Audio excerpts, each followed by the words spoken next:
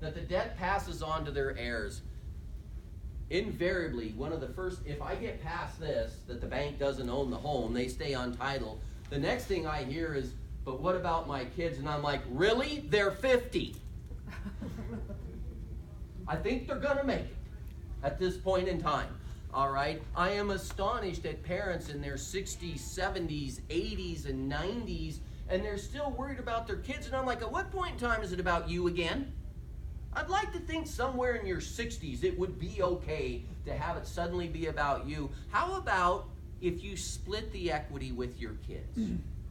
You know, if you had an IRA or a 401k and you were borrowing on that in your retirement and you died, and you had $100,000 in that IRA or 401k, and you used $50,000 to live on, and you passed away, and the other $50,000 was left to your kids, does that seem fair? That seems like a fairly equitable arrangement to me. Well, this loan works virtually the same way. The parents are going to use about half of the equity in their retirement, and the other half is going to be left to the kids. I think it's fair to split it. All right? I don't know why parents think that in some way they're shortchanging their kids if they have a reasonable financial retirement. It just seems to be a normal situation to me, but it's fascinating. And don't get me wrong, I only have 4 kids.